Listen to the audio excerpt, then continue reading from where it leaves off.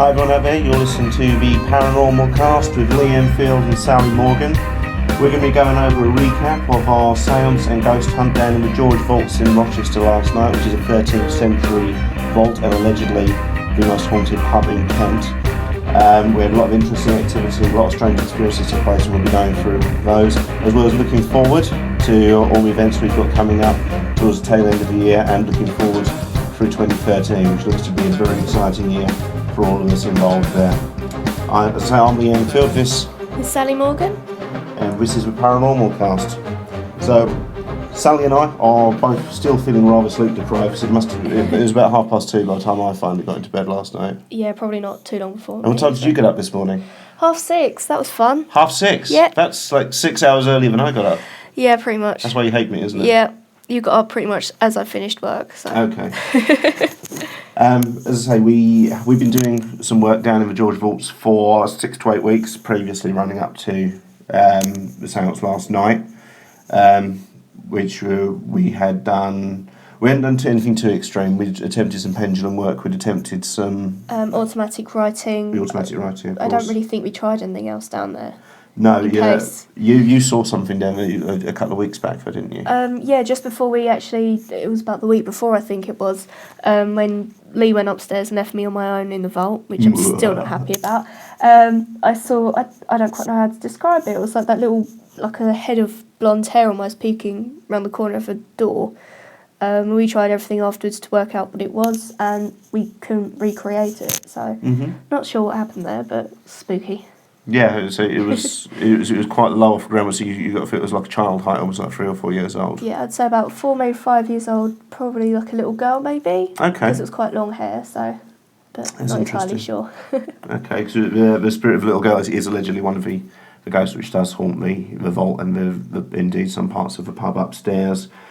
I didn't see anything in the preliminary research, say Sally did. I saw a couple of strange things during the actual blackout seance last night, which I can't fully account for, because I'm quite scientifically minded. I do tend to try and rationalise through what you would call a cold hard scientific rationale first, but at the same time I am quite willing to accept that there is a spirit world, there is an afterlife, and those are just parts of science that we don't fully understand yet. What are your beliefs?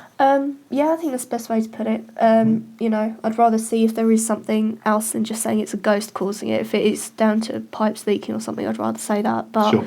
There was a lot that happened last night that you can't quite explain by it was a trick of the light or anything like that. So, yeah. Especially when it's a blackout, you can't say it's a trick of the light. So. Yeah, sure. Well, we had absolutely brilliant audience. Thank you to everyone who did come along. Yes. To a seance last night, because you were an absolutely amazing team. You were so up and so involved, it's not even fair to call you an audience. You were a great team last night, so thank you very much for all your energy and all your activity. It was a lot of fun last night. As you say, the vault dates from the pub seems to date it at 1345, but we believe it's 1358. We believe it's slightly earlier than that due to some records Sally unearthed about it being used originally as a plague pit, and obviously if we're talking Black Death, we're probably looking as far back as 1312, but it's possible that was just a hole in the ground in 1312 and then they built around that. It's certainly an audience member seemed to feel there was a lot of energy and a lot of history to the place, possibly more than is first to be believed. Well, unless you go to the archive in Rochester, you can't find anything out about it, apart from knowing that it got unearthed in the 60s because there's an architect report. Apart from that, there is no history of the actual vault, which, considering it's so haunted and there's meant to be so much happening around there, you can't find anything out. So. It is.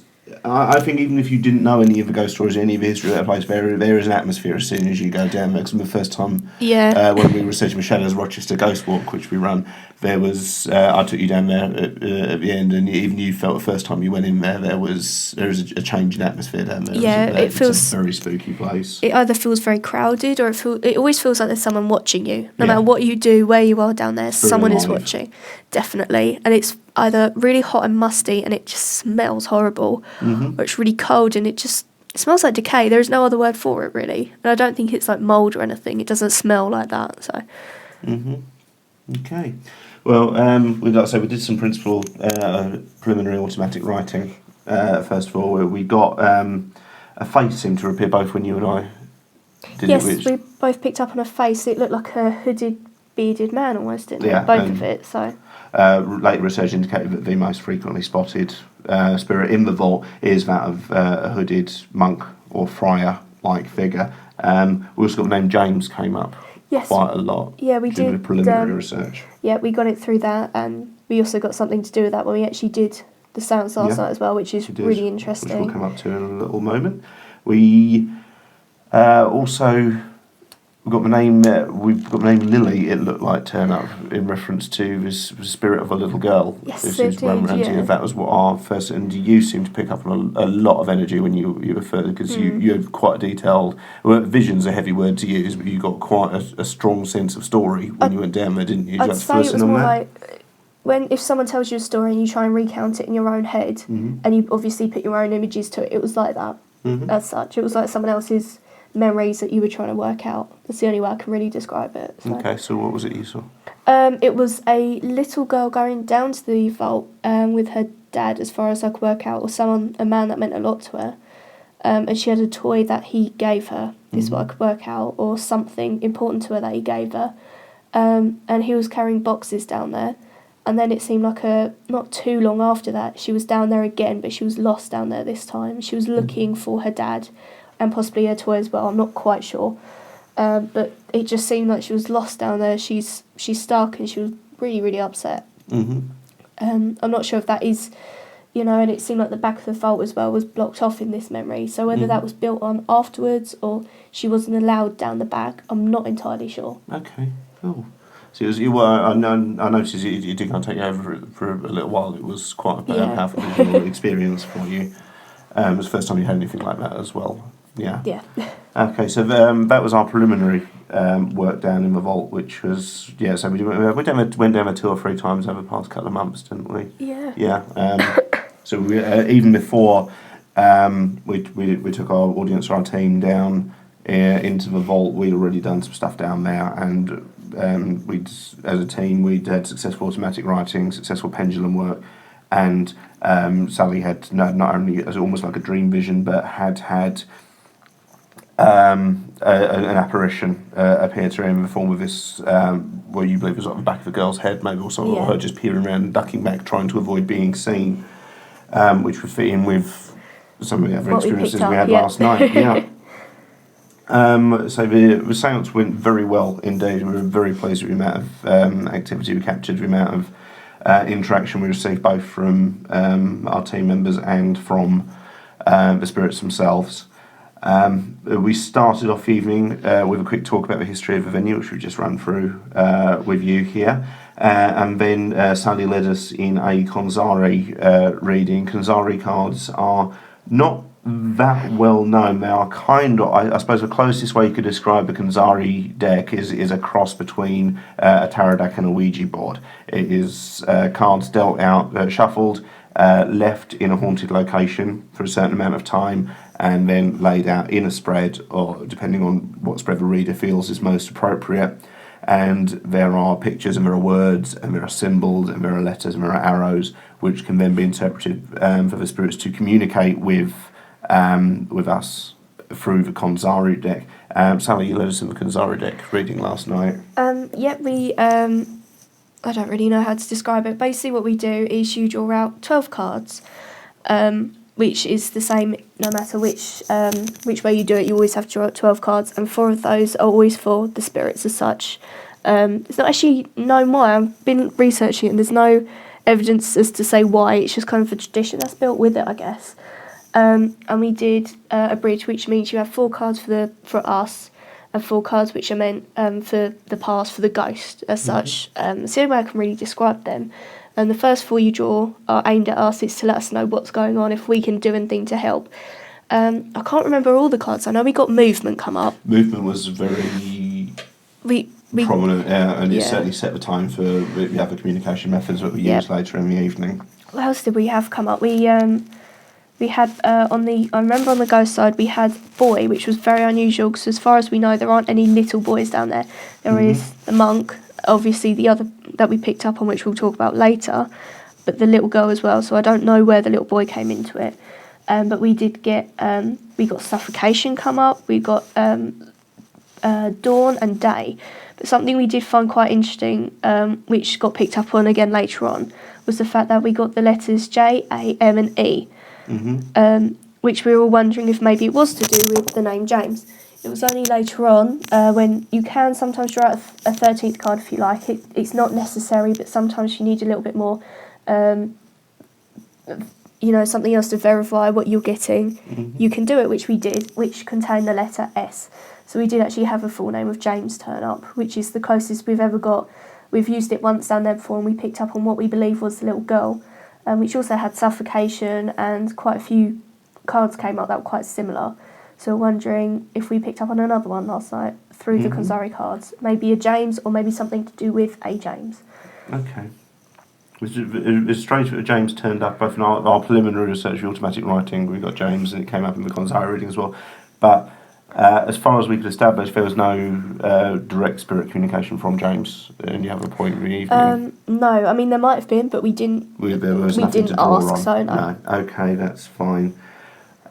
We attempted some pendulum motion. We got some motion for pendulum, not as much as we normally do, not as much as we were expecting. So the pendulums did.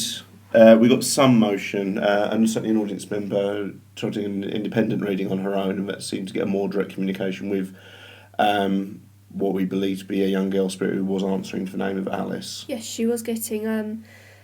It was quite rapid movement after a while, wasn't it? At first it was quite small, but then she did start to get.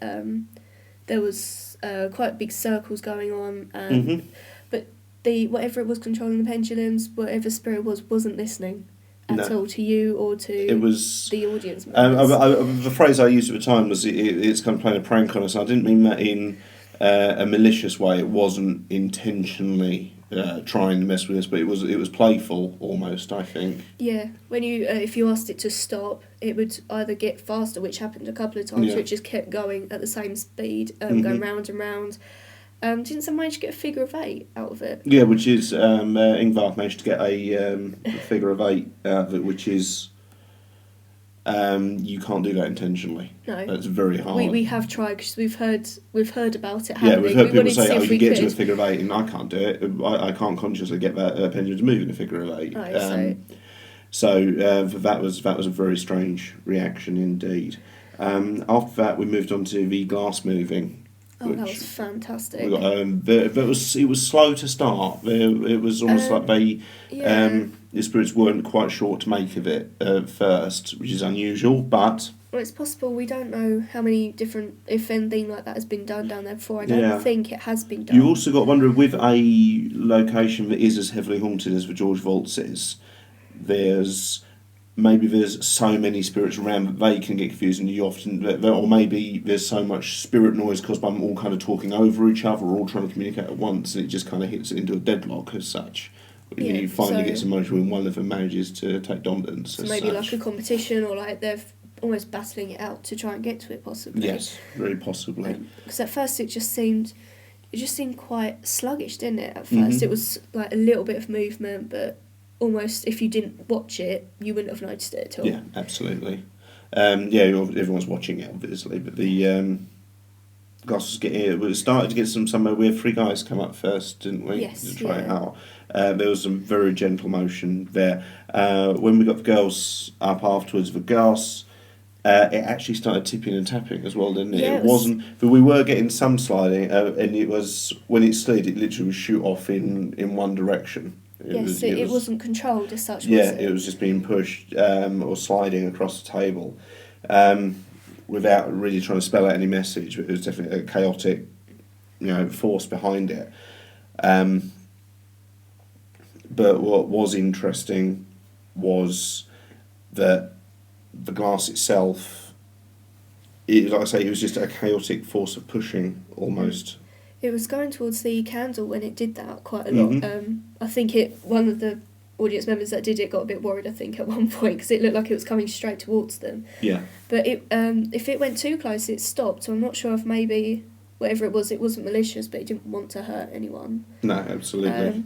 No, I don't think we did encounter anything malicious last night. No, absolutely nothing at all. Joking maybe, and maybe a bit prankster, but nothing. Yeah, there was a lot of playful spirits. last night, certainly at least Definitely, one. But the glass movie, it was when we got the girls up, it was that tipping and tapping was strange. I've never known a glass, because it was actually taking off and kind of tapping on as well, wasn't it? If you watched it, I couldn't quite see whereabouts it was, like what side it was tapping or anything. I couldn't explain that at all. That table was smooth, wasn't it? It wasn't like it was hitting a knot hole or anything like that. It wasn't like, even like it was occurring at the same point on the table each time. It was twitching and tapping, really. It was almost shaking, I think, maybe would be the best way to say it. Yeah. When we got the younger girls set up, we had a group of 3 girls in the team came up, and they had to go, and they were all like mid-20s to early 20s, weren't they? They got very, very strong reactions from the glass, indeed, that really did start moving. It was going quite insane at one point when it was circling. It started off quite smooth and slow, and then by the end of it was nearly flying off the table. Yeah, it was getting faster and faster, wasn't it? Yeah, but it stopped quite quickly as well. Yeah. If it was asked to. It slowed down, but it didn't stop, but then it did eventually stop. But it was... I wasn't expecting any spirit down there or any form of energy to get that strong that it could do anything like that. I was expecting, like when we first had the first group come up, I was expecting that kind of movement from the rest of the night. So to get that was really, really impressive. Yeah, it was a pretty serious amount of glass moving. I'm certainly keen to get back down there again and try another glass moving session, see if we can get some more direct communication, maybe from someone, another spirit this time would be great. Yeah. One audience member did hit upon the idea that if we were talking to Alice, the young girl, that she couldn't spell out her name or spell anything because she was only about... if you audience member seemed to think she was about 8 years old, you seemed to think she was a bit younger, though possibly we're dealing with 2 different spirits. But she seemed to feel that the reason she couldn't use the alphabet cards was she was a very young girl from Victorian times. She couldn't actually spell. She couldn't actually write, which makes a lot of sense when you think about it. We're asking for written communication from someone who is literate, and obviously that's not going to work. So we tried to work out what the letters were, and we got YEIGH, I believe, in that order. And then it just started going to... I mean, those were quite obvious, and then it just started going to all the different letters. So I think if it was trying to spell something, I don't know, maybe it got bored of trying to spell something, or maybe it didn't know, it was just recognising some letters. Possibly, yeah. It was but we took the letters off the table and we still got something out of it, which was fantastic. I can't quite remember. I know we got... it was asked to go to one person for yes and one person for no, but then it started going backwards and forwards as well. Yeah. Not in circles, which I haven't seen before. That was pretty... It was quite a rapid movement as well. It was a very powerful glass moving spirit. It was very powerful experience to be a part of. I hope everyone who came along found it so as well. After a quick break, we then moved into the blackout seance, and I honestly think that... I can honestly say spending Halloween time in a haunted basement of a 13th century vault, which is known to be the most haunted pub in Kent, in a complete blackout situation, was one of the most terrifying things I've ever done. Definitely. I either had my eyes closed or I wasn't looking at where everyone else was. I couldn't. You really are Scooby-Doo, aren't you? I'm fine. I thought I'd be okay, but I'm not very good with the dark anyway. Okay. I see with the light. Sally is the most paranormal entertainer you'll ever see. I'm just don't like the idea of being scared. Okay. I think that's You're curious, but don't like being the idea of any... You like ghosts, but don't like the idea of ever actually having to see one. Yeah, okay, fine. As long as they do, if they could say hi and, I don't know, bring box chocolates, I'd be happy with that. Just don't scare me. The blackout seance was unbelievable. The amount of the experiences everyone. Yeah, it didn't take long. Sometimes, if you're in a blackout situation, as some of you may know, you can be standing 5-10 minutes before anything starts to happen. But it was literally within the first minute we were getting activity. It started off with the other side of the circle to us. There was an audience member who I thought she'd fainted. The noise she made, yeah, which she just sounded like she fainted, and everyone's going, "What's wrong?" And all they said was, "There's something behind me." And instantly everyone looked round, and I think 4 or 5 people at the same time said what they saw, and it all It was the exact same it was thing, wasn't it? a white. I'm only going on what I could see, obviously, and I can see spirits, I can see ghosts, but I don't know what it is, but I don't ever pick out all that much detail. Maybe it's I'm myopic. I've got quite bad eyesight, runs in my family, so maybe something to do with that. I don't know, but I can pick out shapes, I can pick out figures, but I can't pick out an awful lot of detail in a spirit. So to me, it did just look like a white foggy mass, but it was between 5 and 6 feet tall. Definitely, It's about 5'6" probably. Definitely white. It definitely was interested in the girl standing directly in front of it. Yeah, Lester, she seemed quite worried, and they did. It was pointed out that it looked, by a few people, that it looked like it was wearing a hood, and that it was like in a robe, perhaps. Yeah. Which would go back to the monk. It is possible he was there, and it is possible. We also said a couple of people did feel it was almost like a plague doctor's uniform. A couple of people did think the plague doctors. Certainly, I don't necessarily during the Black Death, but certainly during the Great Plague of 1666, there would have been 1665 even. Sorry. There would have been, they had almost like hooded all over head masks with like a beak. That's it, on and the front, which would be stuffed with spices and herbs to both keep out the smell of illness, but they also believed it was some form of protection. Obviously now we know it wasn't. But so they had quite creepy looking masks as well if you look them up. And I certainly, that was, again, it wasn't necessarily I could say I see it, but that was the vibe I got. It was a plague mask, and as we mentioned earlier in the show, the vault we believe was originally used as a plague pit, so there is a connection there almost straight away. We had a lot of activity at the bar end, which was almost the opposite end of the room from where we were. Where a lot of dark figures throughout the night.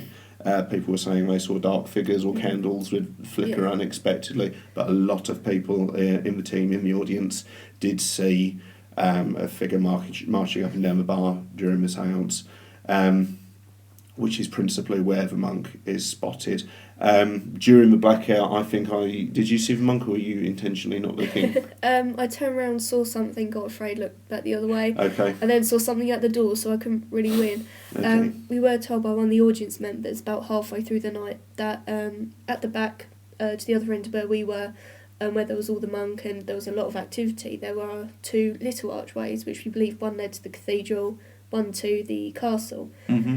And he pointed out that he saw what he thought was like an ember, wondering if it was to do with the candles. However, later on, during the séance, several people said that they saw someone smoking there, and where the ember was would have been where the cigarette was. And I think he was creeped out that he possibly saw something for everyone else, and he actually saw something as well. Yeah, I mean, it was probably only about 10 minutes into the blackout I picked up a figure who was, to my mind, he was, I mean, I said early 20th century, so I was picking up kind of World War One, possibly. And I felt he was standing, and as I described what I was seeing, everyone seemed to be in agreement, because I said he looked like he was hunched over and that kind of lighting a cigarette pose, and a lot of people agreed that they could see him as well. I had a fleeting glimpse of the monk. It seemed to me, and again to a lot of the audience members, a lot of the team members, that the monk was sat in the sally port leading to the cathedral. That's it. With a book resting on the bar in front of him, and I could just see his hand moving and turning pages, which is one of the clearest manifestations I've ever seen. He was, I mean, I couldn't see too far into the shadow, but just seeing those hands turning those pages, that was very strange. It's certainly one of the clearest apparitions I've ever seen, especially considering how old, because spirits fade, ghosts certainly fade, but spirits do as well as they get older, and it was as if you were watching someone stood there. Yeah, it was difficult to pin down an age for the monk, but realistically we can't be talking a lot later than Tudor, maybe Stuart. No, definitely. It was so he's at least going to have been about 400 years ago when he passed. So that's a very old spirit to have such a crystal clear vision of. He's obviously a very strong personality and a very strong sense of attachment to the vault itself, and I would certainly like to know more about him in future. It was because that corner had my first Scooby-Doo moment of the night as such. When I got there, Lee wasn't there. Thank you for that. Took my You stuff. turn up early, it's your own fault. Put my stuff in the vault, and the first thing I saw was a face in that corner.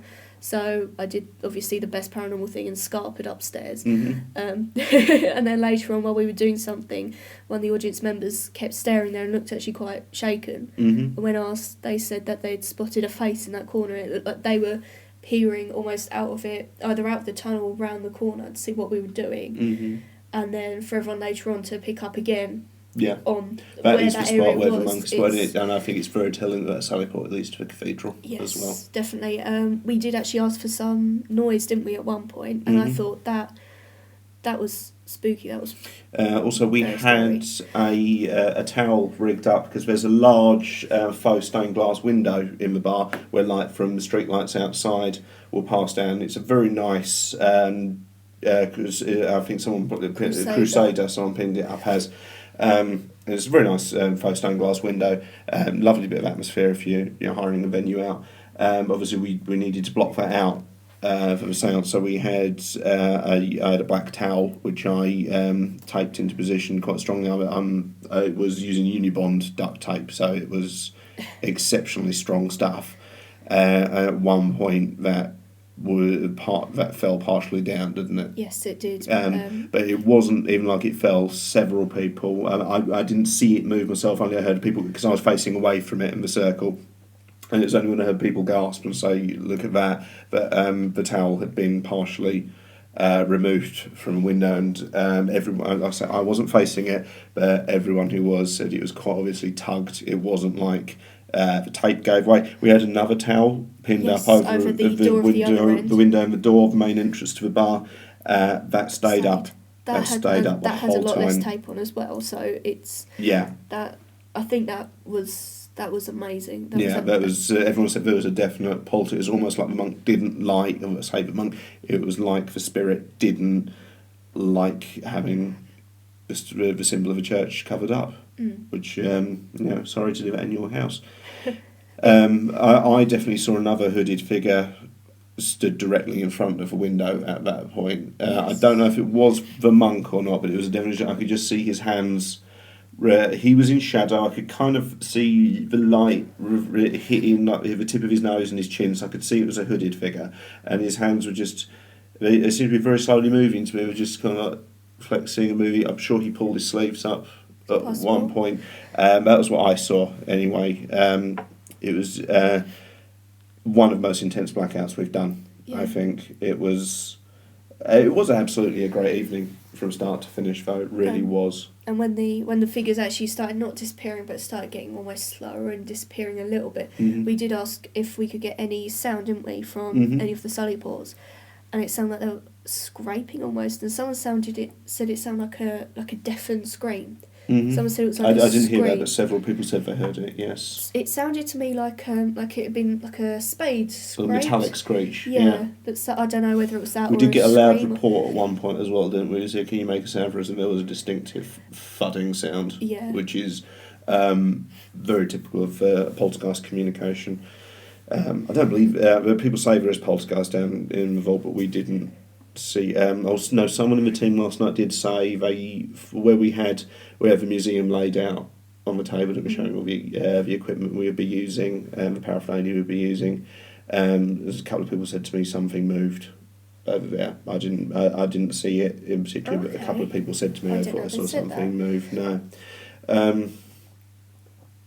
But that was our blackout. It was. We had several spirits enter the circle as well, didn't we? We had a couple of people. Short one. There was supposed to be quite a dark. When I say dark, I don't mean malevolent. I do just mean there's a sadness to him. There is a melancholy to him of quite a short man in the vault, and I saw a skulking black shape walk into the middle of the circle, and it must have been. It was under 5 feet tall, possibly something like 4'5", 4'6". It was very short and quite. It shuffled. It was someone suffering from dwarfism or an associated illness of the time. Maybe was of the time. He probably could have even been part of a freak show or an outcast, something like that. A couple of I didn't, but a couple of people in the circle did say they saw the spirit of Alice. And Yes. everyone who saw, and I wish I had seen Alice, because everyone who said they saw Alice said she was absolutely beautiful and a really endearing little girl. So. And everyone seemed not uplifted, but everyone seemed happy with her around. She kind of brightens people's day when she turns up, I think. Yeah, she was tugging at people's trousers, and she was. You can feel like coal patches on your leg, and it feels like when a child like touches you to try and get your attention. Mm-hmm. Quite a few people did get that as well. You got that a I've lot had during the that, preliminary yeah. research, didn't you? I've had that quite a few times. Whoever she is, she's a lovely little girl. Mm-hmm. It was just, but the things in the middle, I couldn't see a shape, but it was just like a black blob, kind of foggy shadow almost in the middle. Mm-hmm. But the light as well, it was getting darker and lighter down there as well, which was quite creepy, I'd say. The fact it was going darker, and then whenever Alice was mentioned, it seemed like the whole room got a little bit lighter. Mm-hmm. And quite a few people actually said that. Quite a few people were saying about that, and also the sparks on the ceiling, which I personally didn't see. No, But a few people were reporting during the seance seeing sparks going up to the ceiling in the centre. Mm-hmm. Okay. Right, that was our. So it was an absolutely amazing seance show. Certainly, thank you to everyone who did come down and be a part of it. We will certainly be going back there at some point in the future, because it was just too good an opportunity to miss again, I think. We've certainly got a few more events coming up, haven't we? Yes, we have. Yes, we are. We've got the next Shadows of Rochester Ghost Walk coming up. That is on Tuesday the 20th of November. Tickets are available from LeeEnfieldEntertainment.com. It's an 80-minute walk around all of the most haunted locations in Rochester. You get some chance to do some independent research yourself up around by the cathedral. I will take you through where I believe the spirit of a werewolf resides. And hopefully, if we're able to, again, it does end up back in the basement of the George Vaults, so you can see it for yourself and you can pick up and just what an amazing experience it is. Spaces are very limited, so please do book your tickets if you're interested in going. They are £9 each, and again, they are available from LeeEnfieldEntertainment.com. We'll be running some more through December as well. We're just waiting on clearance for the dates for those, so those will be announced very soon.